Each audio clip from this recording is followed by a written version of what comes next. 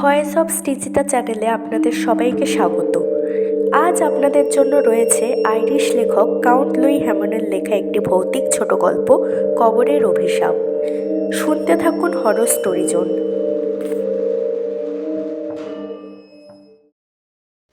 বিখ্যাত প্রেততত্ত্ববিদ নিপো কিরো একদিন নিজের বাড়িতে বৈঠকখানায় বসে কাগজপত্র দেখছিলেন। এমন সময় এক ভদ্রলোক তার সঙ্গে দেখা করতে এলেন। পরিচয় পর্বের মধ্য দিয়ে কিরো জানতে পারলেন যে ভদ্রলোক আমেরিকাবাসী এবং তার নাম হলো হেনরি। শেয়ারের বাজারে দালালি করে ভদ্রলোক প্রচুর টাকা আয় করেছেন। ভদ্রলোককে বেশ দুশ্চিন্তাগ্রস্ত মনে হলো। কিরো আন্দাজ করলেন নিশ্চয়ই কোনো সমস্যায় পড়ে উনি তার কাছে এসেছেন, কিন্তু সমস্যাটা খুলে বলতে তিনি যেন কুণ্ঠাবোধ করছেন। তাকে উৎসাহ দিয়ে কিরো বললেন, বলুন আপনার সমস্যাটা কি? আমি যে সমস্যায় পড়েছি এ কথা আপনাকে কে বলল? ভদ্রলোক অবাক হয়ে জিজ্ঞাসা করলেন। আপনিই বললেন? আমি? ভদ্রলোক আরও বিস্মিত। হ্যাঁ, আপনি নিজে না বলুন, আপনার মুখ চোখের ভাব কিন্তু সে কথাই বলছে। তাহলে এতদিনে আমি বোধহয় ঠিক জায়গাতেই এসেছি। এবার বলুন আপনার সমস্যাটার কথা, ইতস্তত করবার কোনো কারণ নেই। আচ্ছা মিস্টার হ্যামন, আপনি তো দীর্ঘকাল প্রেততত্ত্ব নিয়ে গবেষণা করেছেন। আপনি কি বিশ্বাস করেন যে বহুকাল আগে মৃত কোনো ব্যক্তির আত্মা প্রতিশোধ নেবার জন্য তৎপর হয়ে উঠতে পারে? এ প্রশ্ন করছেন কেন? কারণ আছে। কিছুক্ষণ চুপ করে রইলেন ভদ্রলোক। বোধহয় যেসব কথা বলবেন সেগুলি গুছিয়ে নিলেন মনে মনে। তারপর সমস্ত দ্বিধা দ্বন্দ্ব ঝেড়ে ফেলে বললেন, আমি কেবল দালালি করেই এ যাবজ্জীবন কাটাইনি, কিছুটা পড়াশোনাও করেছি। প্রাচীন ইতিহাস, বিশেষ করে প্রাচীন মিশরের ইতিহাস ছেলেবেলার থেকেই আমার মনকে টেনেছে।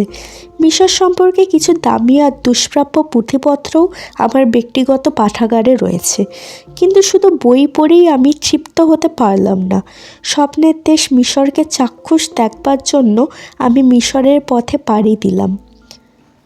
মিশর এবং তার প্রাচীন বিদ্যা সম্পর্কে আমার মনেও খুব কৌতূহল। আমিও মিশরে গিয়েছিলাম।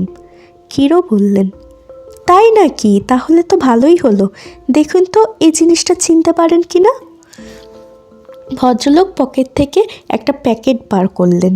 তারপর প্যাকেট খুলে বের করলেন একখানা মূল্যবান হিরে। আলো স্পর্শে হিরেখানা জল করে উঠল। শুধু প্রেততত্ত্ব নয়, পুরাতত্ত্ব নিয়েও কিরো অনেক গবেষণা করেছেন। দেখেই তিনি বুঝতে পারলেন ওখানা মিশরীয় হিরে। মিশরের কোনো ফেরাওয়ের মমির দেহে ব্যান্ডেজের বুকের কাছে হিরেখানা সিল হিসাবে লাগানো হয়েছিল। হিরেখানাকে কাটা হয়েছে এমনভাবে যে দেখলে মনে হয় ঠিক যেন একটা বাদুড়ের মুখ। হিরেখানায় এইরকম বিশেষকরণ দেখে কিরো বুঝতে পারলেন যে ওখানে ফেরাও খুফুর বংশের কোনো নরপতির সমাধি থেকে সংগ্রহ করা হয়েছে। কেননা ওই বংশই, অর্থাৎ মিশরের চতুর্থ রাজবংশই সাদা বাদুড়কে প্রতীক চিহ্ন হিসেবে ব্যবহার করত। হেনরির দিকে তাকিয়ে কিরো বললেন, জিনিসটা কী তা আমি বুঝতে পেরেছি, এর তাৎপর্যও আমার অজানা নয়।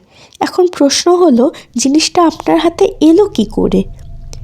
কিরোর প্রশ্নের উত্তর না দিয়ে উত্তেজিতভাবে হেনরি বলল, জানেন এই অভিশপ্ত হিরেখানা আমাকে সর্বনাশের পথে নিয়ে যাচ্ছে।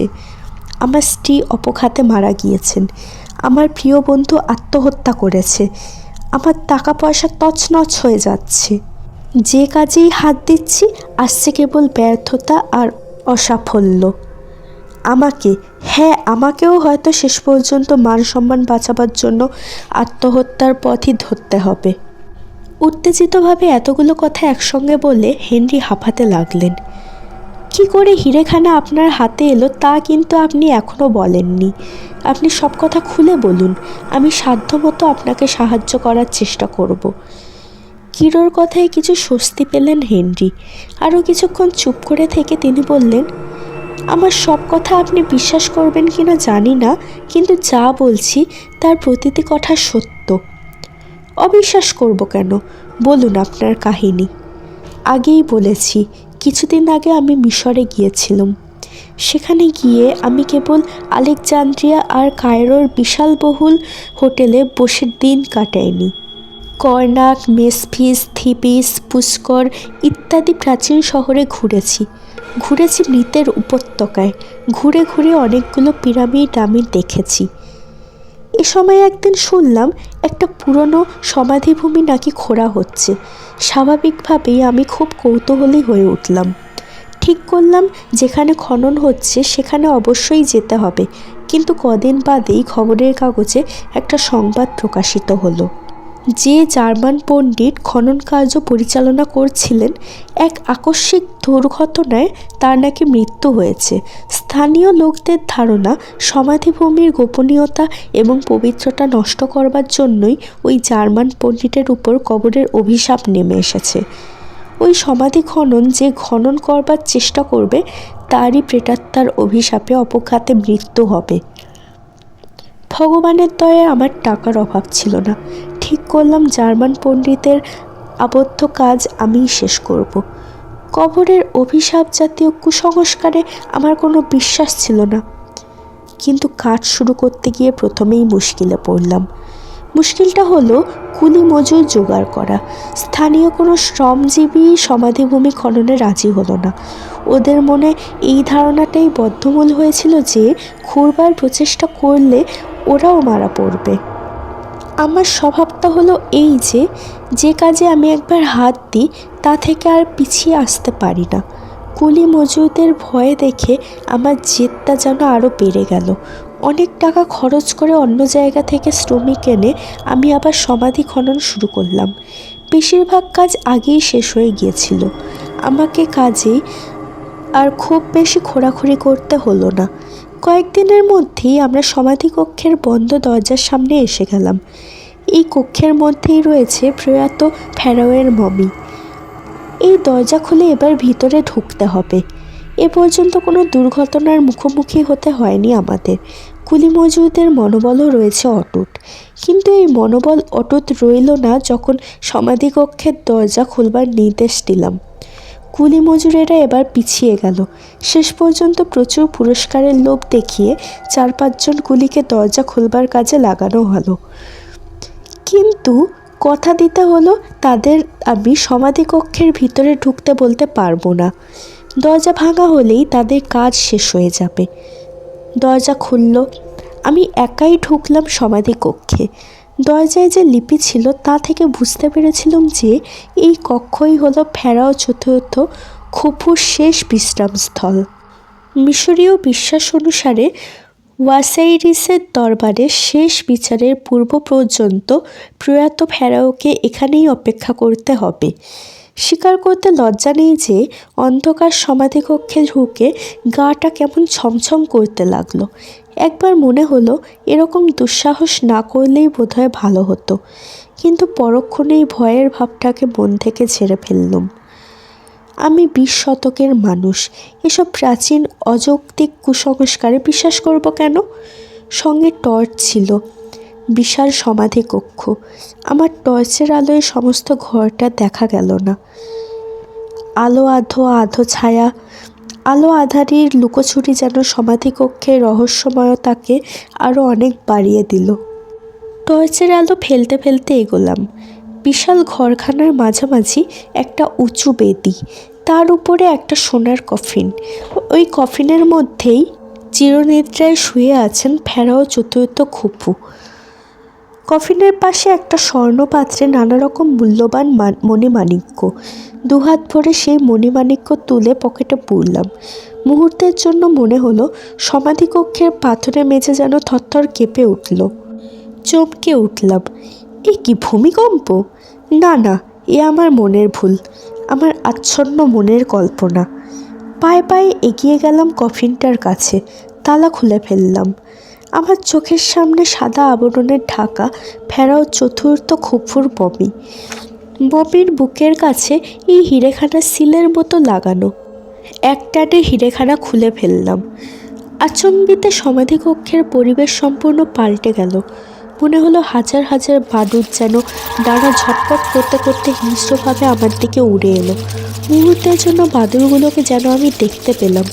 সাদা রঙের বাদুড়গুলোর চোখ থেকে বেরিয়ে আসছে পরলোকের নীলাভ আলোক রশ্মি। হাজার হাজার বাদুড়ের ডানার শব্দে বিশাল সমাধিকক্ষটা ধ্বনিত প্রতিধ্বনিত হতে উঠল। আমার মেরুদণ্ডের মধ্যে দিয়ে আতঙ্কের একটা তুহিন শীতল স্রোত যেন বয়ে গেল। মুহূর্তের জন্য সমস্ত তার শরীরটা যেন অসাড় হয়ে গেল। বাদুড়গুলো যেন শূন্য পথে চক্রাকারে ঘুরছে আমার চারপাশে। কোনো রকমে নিজেকে একটু সামলে নিয়ে ছুটে সমাধিকক্ষের বাইরে চলে এলাম। লাখো লাখো সাদা বাদুড় যেন আমাকে তাড়া করে এলো। ছুটতে ছুটতে কী করে যে তাঁবুতে এসে পৌঁছালাম তা একমাত্র ভগবানই বলতে পারেন। তাঁবুতে ঢুকেই অজ্ঞান হয়ে গেলাম। জ্ঞান ফিরতে আমার সঙ্গীরা আমাকে হোটেলে পৌঁছে দিল। হোটেলে আমার স্ত্রী ছিলেন।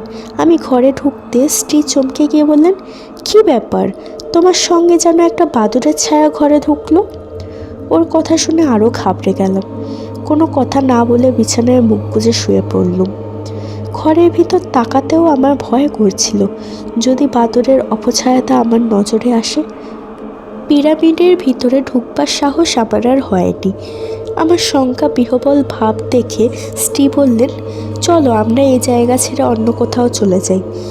তার কথা মতো পরদিনই আমরা অন্য জায়গায় চলে গেলাম। ভাবলাম এই জায়গাটা ছেড়ে গেলে মন থেকে ভয়ের ভাবটা হয়তো ধীরে ধীরে কেটে যাবে, কিন্তু তা আর কাটলো কই। যেখানেই যাই সেখানেই এক অজানা আশঙ্কায় শিউরে উঠি। ভয় জিনিসটা বোধহয় সংক্রামক। আমার আতঙ্ক আমার স্ত্রীকেও যেন পেয়ে বসলো। সবসময় মনে হয় কোনো এক অদৃশ্য অজানা শত্রু সব জায়গায় আমাদের অনুসরণ করে চলেছে। মাঝে মাঝে বাদুড়ের ডানায় আওয়াজ পাই। হাজার হাজার বাদুড় যেন শূন্যপথে উড়ে আসছে ঝাপটা মারবার জন্য। আমাদের ভয় দিন দিন বেড়ে যেতে লাগলো। এই নিদারুণ আতঙ্কের কবল থেকে যে কি করে নিষ্কৃতি পাবো তা ভেবে পেলাম না। কিন্তু এত কাণ্ড সত্ত্বেও সমাধিকক্ষ থেকে সংগ্রহ করা মমির বুকের মূল্যবান হিরেখানা আমি হাতছাড়া করলাম না। সবসময় এখানে লুকিয়ে রাখলাম নিজের পোশাকের মধ্যে, বুকের কাছে। আমার স্ত্রীকেও হিরেটা সম্পর্কে কিছুই বলিনি। অবশ্য বলবার সুযোগও আর পেলাম না, কারণ কদিন পরে একদিন ভোরবেলায় বিছানায় পাওয়া গেল তার মৃতদেহ। রহস্যজনক মৃত্যু। কিসে যে উনি মারা গেলেন তা ডাক্তারি পরীক্ষায়ও বোঝা গেল না। শুরু হলো আমার দুর্ভাগ্যময় জীবন। পরপর একটা একটা দুর্ঘটনা ঘটতে লাগলো। আমার বাবা হঠাৎ মারা গেলেন, অথচ তার স্বাস্থ্য বেশ ভালোই ছিল। আমার এক ঘনিষ্ঠ বন্ধুকে আমার ব্যবসার দেখাশোনা করবার দায়িত্ব দিয়েছিলাম। অনেক টাকা কড়ি নষ্ট করে সে শেষ পর্যন্ত লজ্জায় এবং দুঃখে আত্মহত্যা করলো। আর আর আমারও মনে হতে লাগলো ঝাঁকে ঝাঁকে সাদা বাদুড় যেন সবসময়ই ডানা ছটপট করতে করতে আমার চারপাশে উড়ে বেড়াচ্ছে। আগে এই ভয়ঙ্কর অনুভূতিটা মাঝে মাঝে হতো, এখন সবসময়ই হয়। এই মুহূর্তেও হচ্ছে। বুঝতে পারছি আমার শেষের দিন আসন্ন হয়ে আসছে। অন্ধকার কবরের কালো অভিশাপ নেমে এসেছে আমার উপর। এর কবল থেকে আমার কি নিষ্কৃতি নেই, মিস্টার হ্যামন্ড? একটানে এতক্ষণ কথা বলে হেনরি হাঁপাতে লাগলেন। তার সমস্ত শরীরটা কাঁপতে লাগলো থরথর করে। কিরো ভাবলেন এক্ষুনি কিছু একটা অঘটন না হয়ে যায়। না, সেরকম কিছু অবশ্য ঘটল না। একটু পরেই হেনরি নিজেকে অনেকটা সামলে নিলেন। কিরোর টেবিলের উপর হিরেখানা রেখে তিনি বললেন, এই অভিশপ্ত জিনিসটা আমি আর নিজের কাছে রাখতে চাই না। এটা আপনার কাছেই থাকুক। দেখুন এতে আপনার ভাগ্য পাল্টে যায় কিনা। বেশ তো, দেখুন হিরেখানা ত্যাগ করলে আপনার অবস্থার উন্নতি হয় কিনা। আরও কিছুক্ষণ কথাবার্তা বলে কিরো হেনরিকে আশ্বস্ত করবার চেষ্টা করলেন। বললেন, আমি একটু ভেবে চিনতে দেখি আপনাকে দুর্ভাগ্যে রাহুগ্রাস থেকে উদ্ধার করবার কোনো পথ পাওয়া যায় কিনা। সম্পূর্ণ না হলেও অন্তত কিছুটা আশ্বস্ত হয়ে হেনরি তখনকার মতো বিদায় নিলেন। সেদিন রাতেই কিরো এক বিচিত্র স্বপ্ন দেখলেন তিনি যেন একটা পিরামিডের মধ্যে গিয়ে পড়েছেন। সমাধিকক্ষে যাবার জন্য তিনি ক্রমাগত নিচে নেমে চলেছেন। যেতে যেতে তিনি একটা বন্ধ জায়গায় এসে পড়েছেন। এখানে আলো নেই, বাতাস নেই। কিরোর দম বন্ধ হয়ে আসছে। একটু বাতাস না পেলে তিনি দম আটকে মারাই যাবেন।